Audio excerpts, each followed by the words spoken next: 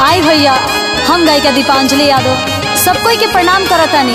और आज देखा तानी जरूर सभी भी कि राम मंदिर बहुत ही ज्यादा चर्चा में बा। पहले तो राम केहू एक के ना हवे, राम सबके रोम रोम में बाड़े, सबके रग रग में बाड़े। राम आएंगे, राम आएंगे, राम 22 को ही क्यों आएंगे, 22 के बाद कहाँ चले जाएंगे। तो ये एक राजनीतिक मुद्दा है। हम सब भी राम को मानते हैं, राम हमारे कण कण में है। जुगे जुगे से पूजले हिंदू घूम के चारों धाम, जुगे जुगे से पूजले हिंदू घूम के चारों धाम। राम के हो के निज न होवे, सब के होवे राम। राम के हो के निज न होवे, सब के होवे राम। आज पूरा मीडिया के सिर्फ राम मंदिर पे फोकस बा, जबकि हमने के देश हर देश से पीछे जा रहल बा। वो महंगाई के क्षेत्र में, बेरोजगारी के क्षेत्र में या शिक्षा के क्षेत्र में आज भारत हर सीमा से बन चुकल बा। यही से हम कहल चाहम कि यह मुद्दा के रउआ सभे राजनीतिक में मत घसेटी, काहे से कि राम हमनी के कण कण में बसे। हर सनातन के घर में पूजा होला राम के।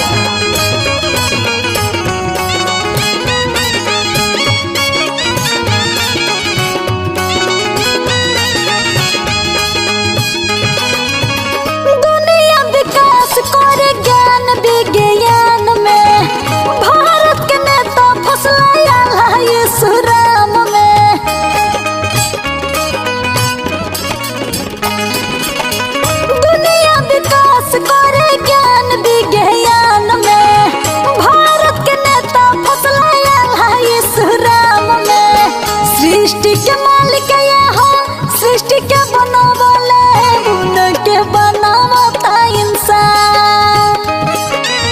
सृष्टि के मालिक हो, सृष्टि के बनावले, उनके बनावता इंसान। राम के हो के निज न होवे, सब के होवे राम। राम के हो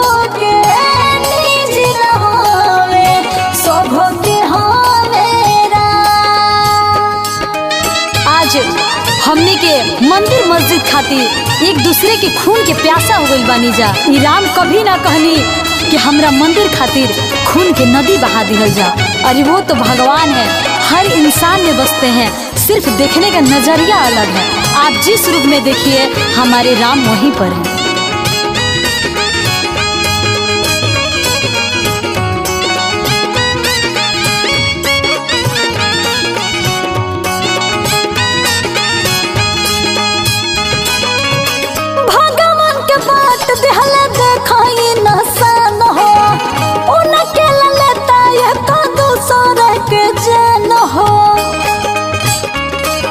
ए भैया,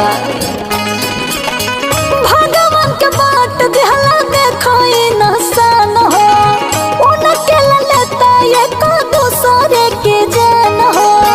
ई नहीं के आल्हा यीशु को हो, चाहे को श्याम। ई नहीं के आल्हा यीशु को हो, चाहे को के हो के निज न होवे, सब के होवे राम। राम के हो के निज न होवे, सब के होवे राम। जुगे जुगे से पूजले हिंदू घूम के चारों धाम। राम के हो के निज न होवे, सब के होवे राम। राम के हो